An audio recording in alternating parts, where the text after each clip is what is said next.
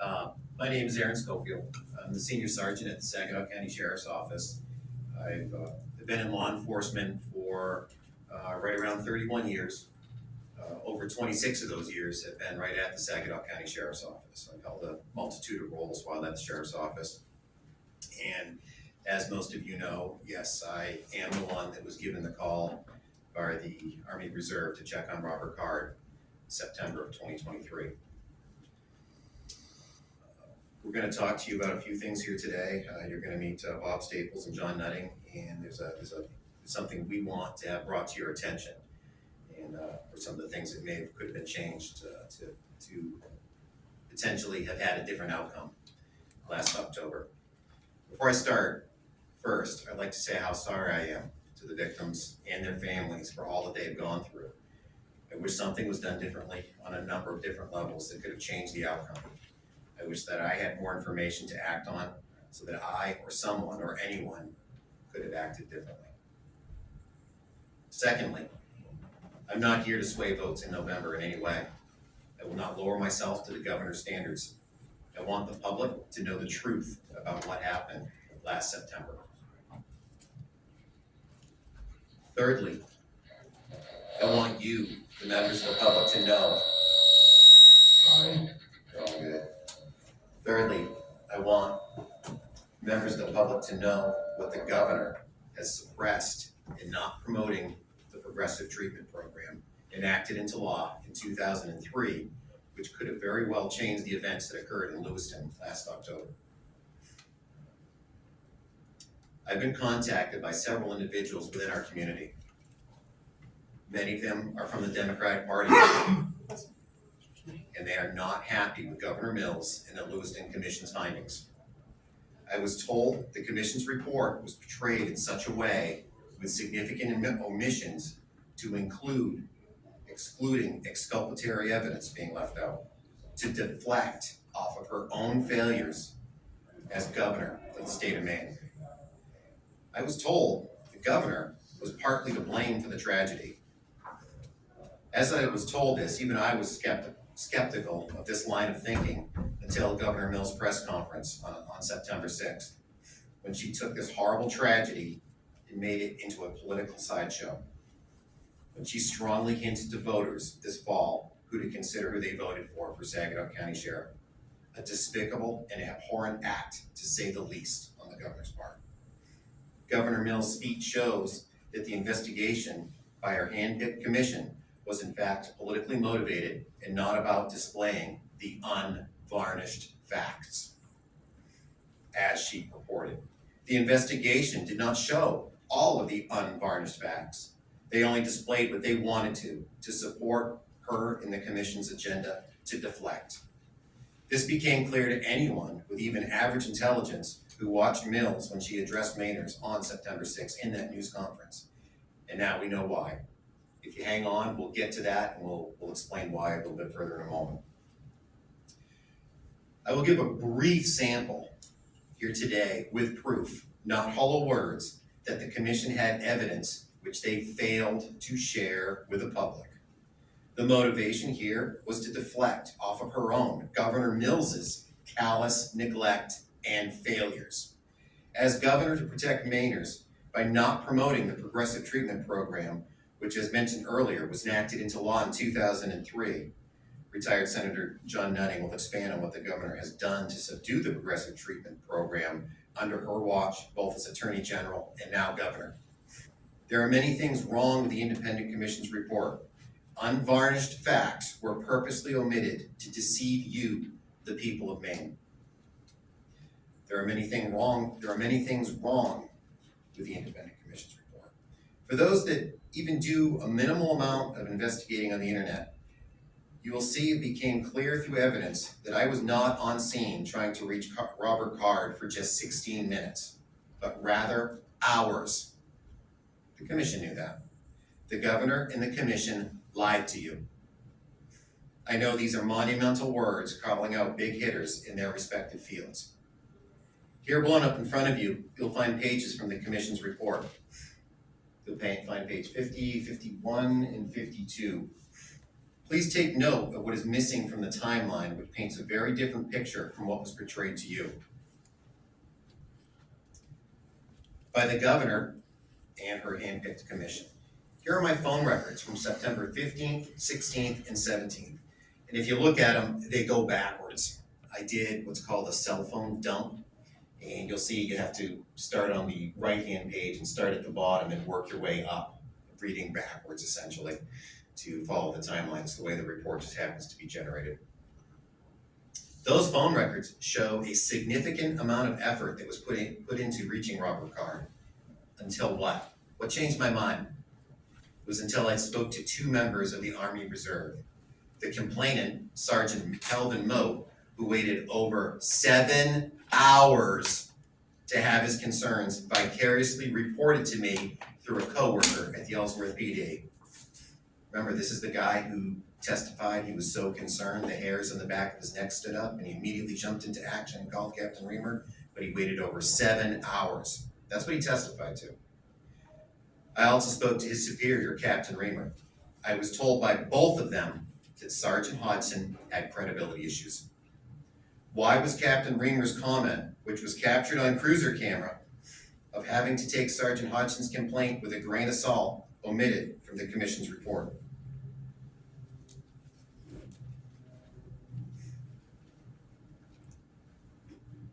Initially came when we went to try to fact check it.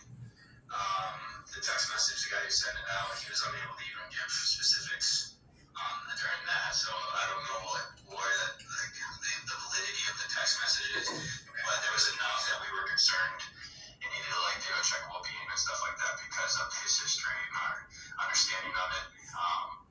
And obviously, when anyone texts anything like that, we obviously need to take it very seriously, but also taking it with a grain of salt as well. That was the second time that Hodgson's credibility was mentioned to me. You'll notice a few things here. So going into, notice my phone records first. We'll start with those and what I knew at the time. I'm on scene in the morning, a little before 9 o'clock. I call the communication center in Augusta, ask for another unit, have some phone calls in my own communication center. I call Two Bridges Regional Jail. During this time, I've tried to make contact with Mr. Card. I never leave the scene. I'm on scene this entire time, and if that cruiser cam video that you see, I'm not standing outside his door the whole way, but I'm staring at the end of his driveway the whole time. I'm either in his driveway or staring at the end of it. The commission omits that from their report. You gotta ask yourselves why. They also omit from the report that I called my lieutenant, had a long conversation with him. Reached out to Two Bridges Jail again. I'm trying to get more information, another phone number. I do call Robert Card right here at 10:01, and I'm not able to speak with him. You'll see that I wind up talking to Lieutenant Quinn again at 10:30. I've asked at this point for another deputy to come out from home because I'm going to be tied up for an unforeseen amount of time. I'm going to be tied up potentially all day. Deputy Mark Anderson is called out from home, and he comes out and covers the road. Then I'm finally able to talk to the guy whose hairs stood up on the back of his neck at very quickly at 10:35. We had an 18-second conversation. That's an answered call from him because I've tried to reach out to him through other sources. And I say, hey, I better call you back. I'm right in the middle of something. I had the other phone going and the radio was going. And then I call him back. We have a 3-minute, 18-second phone call where he told me, among other things, that the military is looking to have Robert retire on the conditions he gets some mental health treatment. That was put in my report. I didn't imagine that on September 16th when I wrote it in there before the October tragedy. It's reflected here. This is proof. This is what the commission has. How is it that we jump from 10:31, I'm talking with Saco PD, 10:31, Saco PD, and then I jump to 10:46. They're missing some steps. They do that on purpose. There's a lot that happened between 10:31, Saco PD, there's Sergeant Moat, and then eventually, I do talk to Captain Reamer at 10:46. They omit that. That piece of the tape that I just played for you from our cruiser conversation, they also choose to omit that from the conversation that I have with Captain Reamer. That's this spot down here, 10:46, Skolfield and Reamer spoke by phone. They leave out the grain of salt aspect. Why do they do that? Those are unvarnished facts that they chose to remove from their report. They also omit from their report, Sergeant Moat testified on March 7th at 3 hours, 57 minutes and 18 seconds, he got the text from Sergeant Hodgson at 2:04 in the morning. This is a minor transgression, but it just shows sloppy work. This is not a fact. They did not get it at 2:30 in the morning. They get it at 2:04. Here is the text. It says it right on it. That's sloppy work. Notice they don't put the time either. He testifies he sees the text when he wakes up, like a normal person who sleeps during the night, at 7:17, 3 hours, 57 minutes, 18 seconds. At 7:17, he sees the text. The commission chooses to omit it from their report, hide this unvarnished fact from the public on purpose. Because that's 7 hours. That's a long time to be so concerned the hairs in the back of your neck are standing up and doing nothing about it. The commission chooses not to recognize that.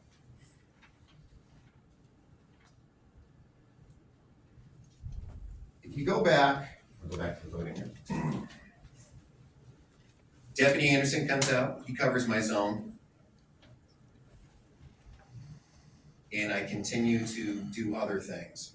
If you go back and watch the testimony myself on January 25th, you'll see that I, along with others, failed to ask a question about, we were asked a wide variety of questions regarding trainings and programs related to mental health resources for those in need. Please note that not one commission member asks about my knowledge of the progressive treatment program. Why do you think that is? If you would, folks, take a look at this thank you letter from the Maine Hospital Association. They specifically thank Dr. Bader for her stewardship in the work in support of the group, in support of LD 1993 and 1994, both bills to strengthen the progressive treatment program. This Dr. Bader is the same Dr. Bader that Governor Mills picked to be on the commission. Why was she picked and then told why did she not bring it up? It's to deflect blame. Dr. Bader was and is familiar with the progressive treatment program, but not once asked why it was not utilized or if any member of law enforcement knew of its existence. Why? I suspect that she, along with her commissioners, her co-commissioners, were told to not bring it up. Had I been given the facts of Robert Card's condition, all of the facts of Robert Card's condition, which I was not, had I been trained on the progressive treatment program, maybe I or a number of others could have helped the process get started to get Card the help he needed and avoided the tragedy in Lewiston. Beginning the yellow flag process was impossible, as outlined in Sheriff Joyce's letter to the Judiciary Committee. This is also Exhibit B, which the commission had, and it chose to hide from you, the public, where he says the yellow flag law was essentially useless in a very similar situation that I had. Folks from the media are happy to take a look at that. I am so angry at Governor Mills. She would go so low to make this horrific event a political, going so far to, without words, endorse her buddy, Joel Mary, to be sheriff. It is so shamefully appalling to not provide the unvarnished facts and alter actuality in the timeline of what occurred so the victims and their families can know the truth. Sheriff Mary, you sat back and done relatively nothing knowing these inaccuracies, omitted details, facts that are wrong in the commission's report, and have done relatively nothing to illuminate the public. Shame on you. We needed leadership more than ever during those difficult times. Do you folks have any questions so far? All three of us will speak and then we'll discuss this together.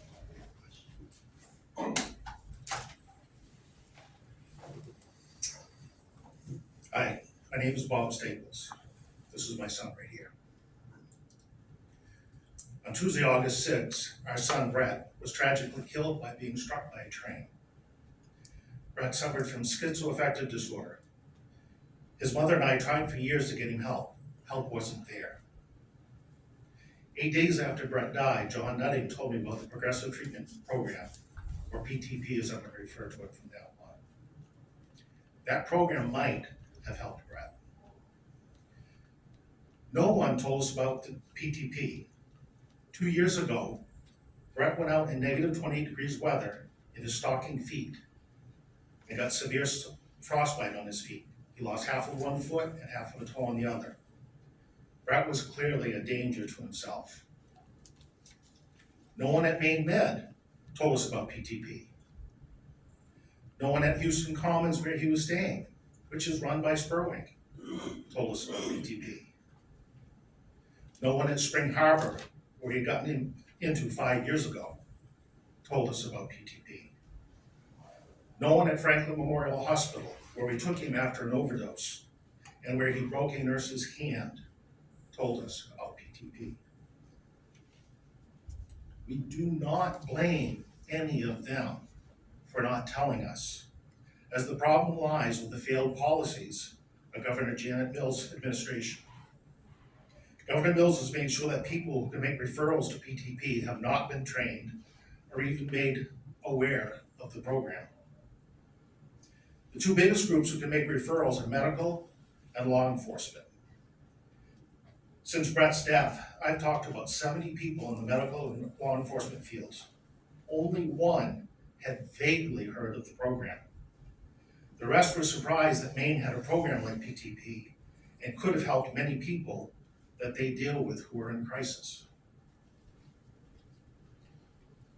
Because of Governor Mills' failed policies, my wife and I are forming a nonprofit to raise the public awareness and train designated referrers to increase the use of all current and future statutes and programs that would increase the likelihood that someone suffering from a brain disorder would stay on their treatment plan and have successes in their lives.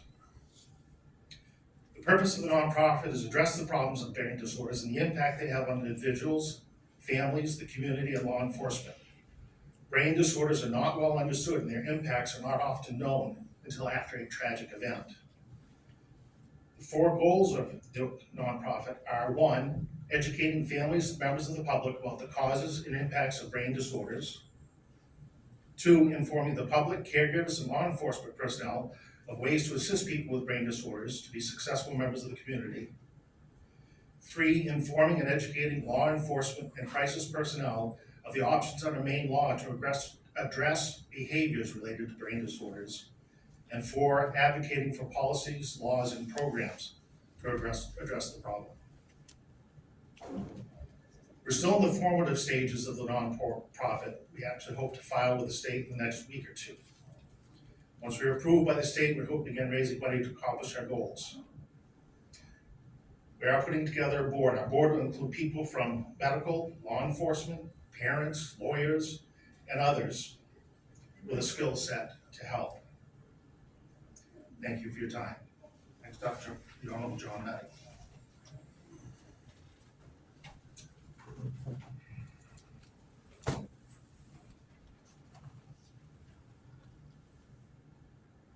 As a member of the Maine Senate, myself and State Senator Peter Mills, the lead co-sponsor of the PTP bill, passed this bill in 2003 and then enhanced the bill in 2010.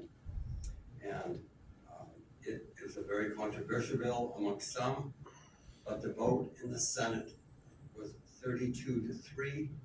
The vote in the House was 117-31. They were overwhelmingly bipartisan votes. In 2022, there was a study group about strengthening the PTP law.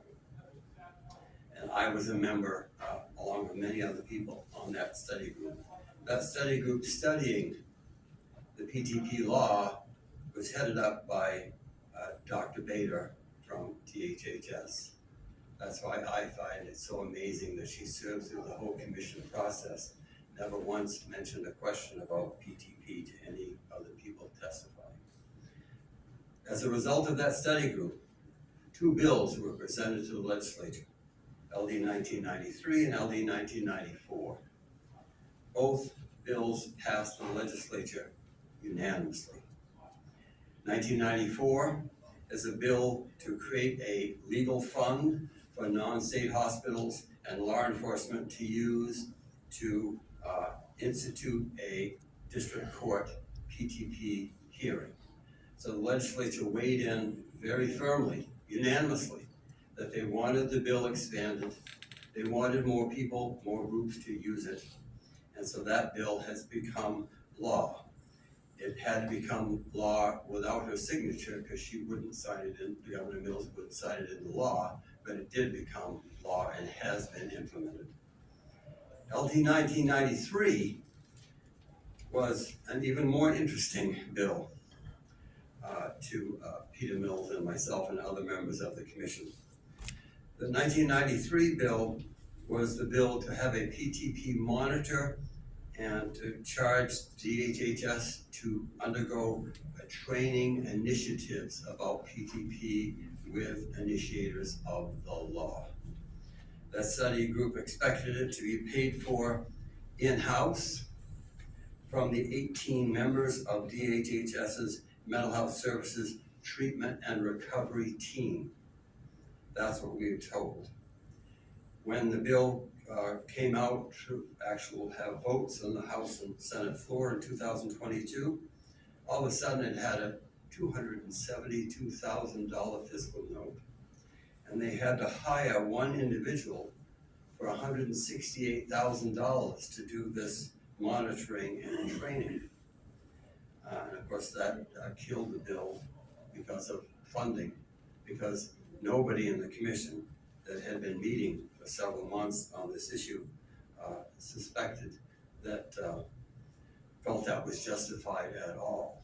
They have 18 people in that treatment and recovery team and could have easily done a half-day training for the sheriffs and a half-day training for the chiefs of police and a half-day training for the district attorneys and a half-day training for the psychiatric group homes, et cetera, like that. That's what it's called for. The other thing I also feel compelled to speak about is a policy director of the Maine chapter of the National Shattering Silence Coalition. Things are happening fast in this front. As we speak, the attorneys representing the victims of Lewiston are going to court to try to get a copy of the 132-page discharge papers from Four Winds Hospital on Robert Card. Now, Brian McMaster from the commission on the morning of July 15th, told me personally that the Lewiston Commission had received the 132 pages of discharge planning from Maine's Attorney General, because Maine's Attorney General had got it from New York State. And our group has totally in support of the victims' families want to get a copy of the 132 pages of the discharge planning. But we feel very strongly that the general public deserves the right to read the discharge report from Four Winds Hospital and to read what they wanted the state of Maine to do to keep Robert Card stabilized. Because when he was released on August 3rd as a private citizen, he was stable on olanzapine. And we feel that having the public be able to read this Four Winds discharge report will kind of clear a lot of the smoke away, the smoke screen that's been tried to be put on this issue, that it's just about guns. It's really about staying on their treatment plan. Robert Card met every criteria for the treatment plan, for the PTP plan, to stay on it. And so it's very, very frustrating to us, but we're hopeful. We also have found out that the Maine Press Association is trying to take legal actions to make sure that the public gets a copy, gets a chance to read this discharge plan. They clearly stated that they wanted Robert Card to be kept on this treatment plan. Now, I served in the Army Reserves myself a few years ago, back in the 70s. And our Commander Boothbay, at the end of our 2 weeks active duty training every summer, when we ran Fort Dix for 2 weeks, 2.5 weeks, when we got back to the reserve unit in Lewiston, really went to great lengths to make sure we understood that when our active duty training was done, that we were a private citizen the next 11 and a half months. And that's been that way since 1908, when the Army Reserve federal law was passed. Now, they may change that law in the future, and frankly, I'd be fine with it if they did. But on August 3rd, when Robert Card was released, he was a private citizen. They'd extended his active duty until his hospitalization was finished, which was fine. And it was really up to the state of Maine to make sure that he stayed on his treatment plan. Now that involves law enforcement and everybody in the medical community and the families out there knowing that PTP law exists, which is a supported court order system that you will stay on your treatment plan with supports in order to stay in the community. And if you stop your treatment plan, you're green papered to a hospital. And so people have an over 90% rate of compliance under the PTP plan. So a lot is happening on this issue. This is even happening today, and I wanted to bring it forth in this press conference that we're in support of the victims getting this 132 pages, but we feel strongly the public deserves to know what's in it as well. So thank you very much, and any one of us are happy to answer any questions you might have. Sergeant Skolfield, when you made contact with Robert Card, did you try to pull the yellow flag law? And can you explain to me what that was like, and were there any challenges with that? First of all, I never actually had contact with him. I attempted contact. Okay. I do believe he was likely home. His car was in the yard, could hear movement inside, likely a person. From what I understand, he lived alone. So I had every reason to believe it was him. Knocked on the door, talked through the door, no engagement. At that point, my hands are tied. You can't start the yellow flag process. One of the requirements for starting yellow flag, unlike PTP, was I need to be able to go, you're in protective custody. Back then, the commission is not honest when they tell folks I could have started the yellow flag process. That's a lie. You folks, one of you folks can take that home with you. Sheriff Joyce spells it out clearly. They had a similar incident on December 5th, post-shooting, where they put more effort than any other law enforcement agency in the state of Maine to try to begin the yellow flag process, working with the prosecutors, getting a warrant that they knew that they weren't going to get signed off on. When they took it to the judge says, no, warrant denied. So, and keep in mind, while I was trying to make contact, I hadn't talked to Mo and Reamer yet. After I talked to them, they changed my mindset entirely from where I was headed. And I reached out to the family as a failsafe. I think if I could follow up on that. That's the difference between the PTP law and the yellow flag law. If a judge and the family had gone to a judge and concerned about Robert Card's psychological state, and a judge had ordered a PTP evaluation and a PTP district court hearing, and I distributed to everybody here the simple PTP application form that any member of law enforcement can fill out. The difference, the fundamental difference is if a PTP hearing is scheduled, then the individual must be brought in for evaluation. It's not optional. You don't have to have them come outside and lay a hand on it. PTP is different. It's stronger. It's easier to administer. And so it would have been easier to have him come forward for a PTP evaluation hearing, much easier than a yellow flag process. Do the upgrades to the yellow flag law make it easier to use it? The upgrades since after the shooting made it more like the PTP law. But at that time, you know, if they don't come outside, there's nothing you can do on a yellow flag, but there is something you can do. You can knock on the door and go and get them and bring them in for evaluation on the PTP. Mine is first. Yes, Skolfield. Yes, sir. You're saying that you wish you knew more about this, about PTP, leading up to the tragedy. The report says that your office, the sheriff's office, could have sought an involuntary commitment or pursued the yellow flag order. So why are you suggesting this other option when the report makes clear that you had other options, you just failed to use them? They do say that. They're not being honest. Go back and read the law. The first step to yellow flag was protective custody. That's step one. But if they're inside their dwelling, they have Fourth Amendment rights. I can't go kicking the door in, and I kicked the door in, and we engaged in any sort of a scuffle, and he broke his arm. I'm liable for that. There's case law that supports that.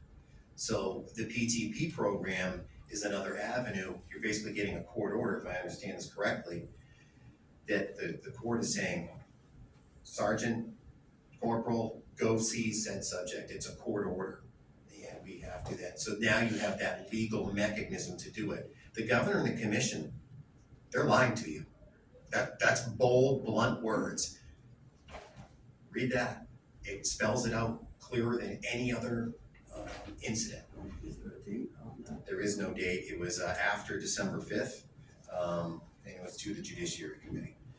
I have another follow-up. You're saying that the commission is omitting information, that they're not including evidence that you say you have, that you did try longer than just a few minutes to reach Robert Carr, to have that face-to-face interaction with him. You had an opportunity to share testimony, so wasn't it on you to try to prove that you did try to contact him for longer? I did, and I did tell him that. I told him I was there for hours. They have the radio logs, they have my camera footage. You've all seen the camera footage. If you look in the upper right-hand corner, it's got a date and time stamp. I can't alter that. The only one that can change the date and time stamp is an administrator who can access that portion of our video system. And I was a little surprised that no one from the press had caught that from my cruiser cam video. They say that I only tried for 16 minutes. That's not true. I stood outside his door for a period of time, but I did not stand outside it for 2 hours knocking on it. I backed away where I could observe his driveway and continued from there. You can see one of the phone calls was placed to him. You say that the commission is acting basically in a partisan manner. What motivation would the independent commission have to act in that way? Again, they were appointed by the governor, right?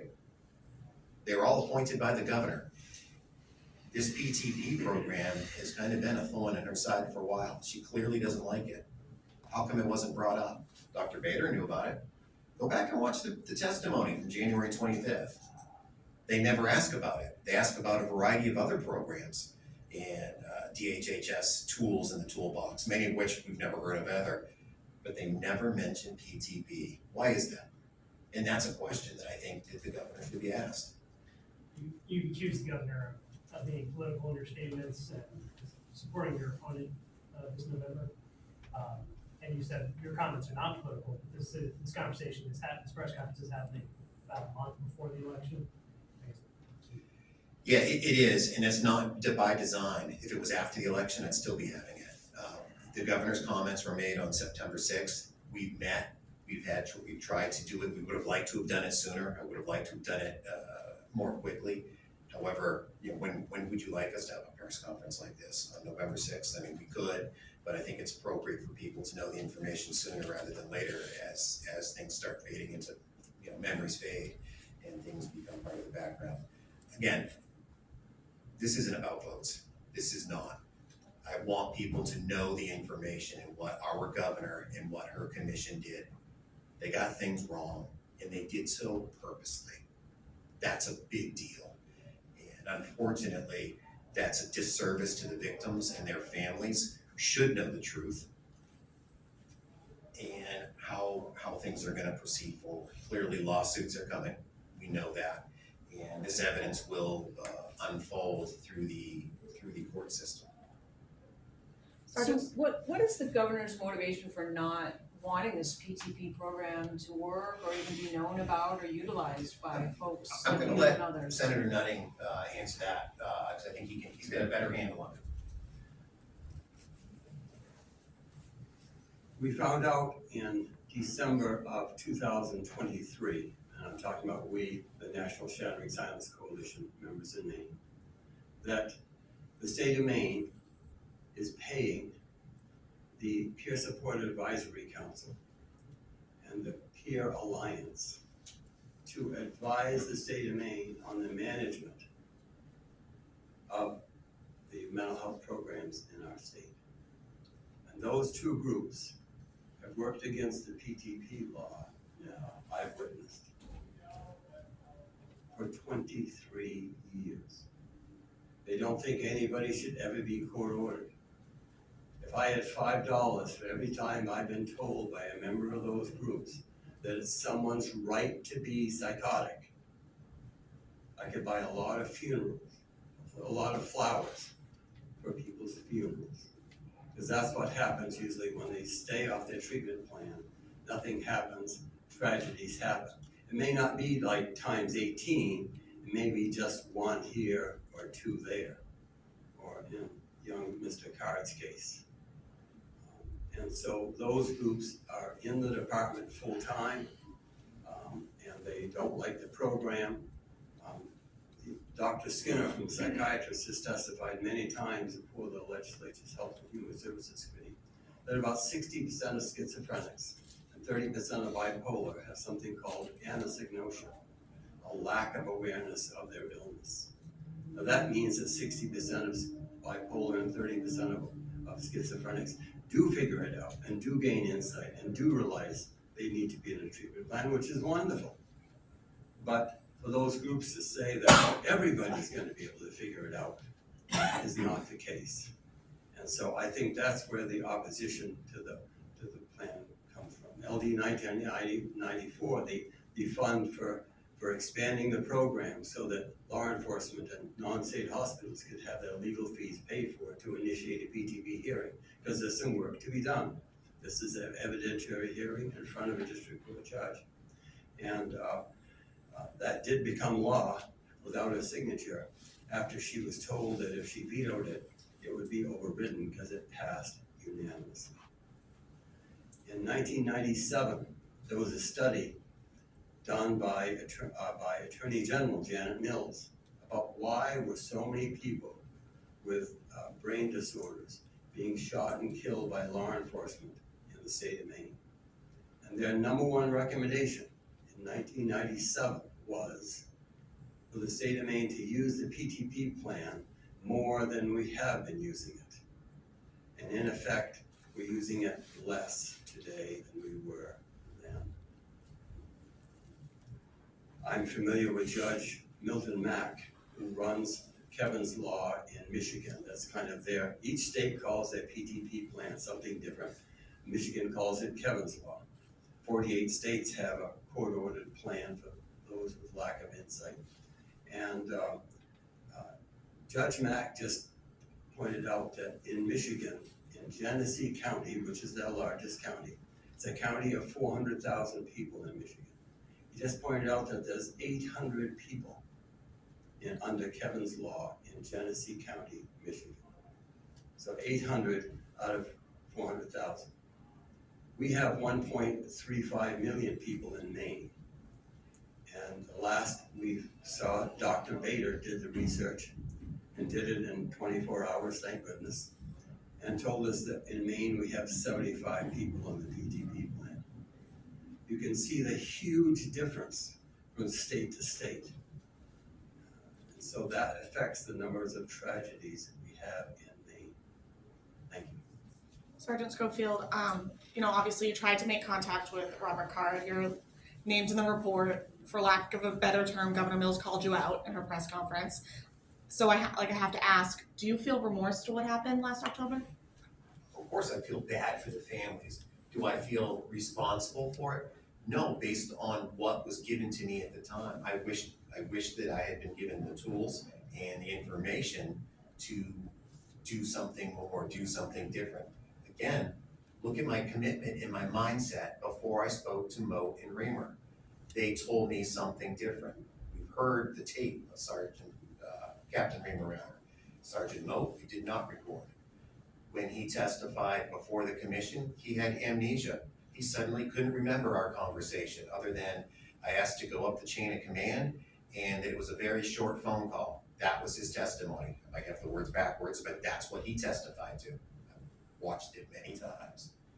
Well, that was a 3-minute, 18-second phone call, not as short as you think. And you can't change the fact that it was the unvarnished fact that it was 3 minutes, 18 seconds. And again, like I said in my earlier, I put in my report, the military was working with Card to get a retirement, working on getting him retired on conditions he gets some mental health treatment. We all know that Captain Reamer did not say that. I errantly gave credit to Reamer for saying that when I wrote my report. And I acknowledge that to the commission. Who's the other person I talked to? Moat. And Moat suddenly had amnesia about making that comment too. I didn't imagine it when I wrote it on September 16th, but the commission chose to omit it to remove that unvarnished fact. I get real hung up on unvarnished fact because Governor Mills really hounded on it. I mean, they leave out all these facts. It tells a different story. It's like saying, Jackie, you beat your neighbor's dog to death with 2 fatal blows from a baseball bat. You sound like a horrible person, don't you? As a result of your neighbor's dog attacking your 4-year-old daughter in the sandbox and dragging her around by her throat. That changes the whole tone. I'm not saying the extent is that extreme, but there is a change in the tone of what I did and why I did it. I've been a good cop for 31 years. To suddenly think that now all of a sudden I'm just gonna go, I tried and walk away. That's not at all true. And she knows it. And so did that commission. So did every member of that commission. Sergeant, I think one of the implications of the commission report, and so to some extent the Army report, was that you didn't push, I guess, more aggressively to try to take him into protective custody. You said that when you couldn't kick down his door, that would be a constitutional violation. But are you saying that there were no other options for you at that time to try to take him into protective custody, to push harder as you did? Because that would have allowed you to begin the flat process. So there was another option, right? So remember Mo? We talked about him a lot. He was so concerned the hair stood up on the back of his neck, right? We're not gonna argue that. He testified to that. He was told in that 3-minute, 18-second phone call, I'm at a wall. He won't come out. He won't engage with me. He knew I couldn't go in because Mo himself is a cop. Been a cop in Ellsworth for 24 years, I think is what he testified to. At that point, he could have said, I didn't want to do this, but Card is enough of a danger that I now have to press charges. That would have triggered charges to be pressed either through Saco or Ellsworth or wherever Mo was to feel, the concern of those threats being real, or where the threats were made. The commission never really pins down where the threats were made, other than it was on Lisbon Street. They don't say whether it was Lewiston or Lisbon. They could have pursued charges and gotten a warrant. That would have allowed me to go through the door legally with them or on their behalf, but it would have been up to them. Now, here's my theory on that. Had they pressed charges, that would have jammed up their buddy. Remember, Robert Card is still their coworker, their colleague, their friend, who's thinking about retiring. And from my understanding, I've never served in the military myself, but I've talked to several people that have, that would have been detrimental to his retirement had he been charged with a crime. So they had a decision to make. Did they really believe it was gonna happen? Did they really need to do it and do the right thing? These guys that are cops took the same oath that I took and think that he's okay? Because 5 weeks went by, nobody called my superiors and said, Sergeant Skolfield is really dropping the ball here. We are truly concerned about Robert. They could have conveyed that message to me as well. They could have said, no dude, this is the real deal. We're worried about him. Nope, it was completely the opposite that was portrayed to me. I could have camped out there all day. Remember, I made arrangements to do so and get him leaving the house. But after speaking to his commanding officers, cops, police officers, veteran police officers, they toned it down. Their testimony does not align with their actions. And a person of average intelligence can see that. Did that answer your question? Any other Anything else? questions anybody has? Here again, what Bob Staples, who just tragically buried his son, starting this nonprofit to raise awareness of the medical community, of law enforcement, of parents, that there is another option. We regard it as compassionate care for somebody with lack of insight is a supported court order. Isn't just doing nothing until a tragedy happens. So again, thank you very much for coming. We're around if anybody wants to talk to us further one-on-one. But again, thanks very much for coming today.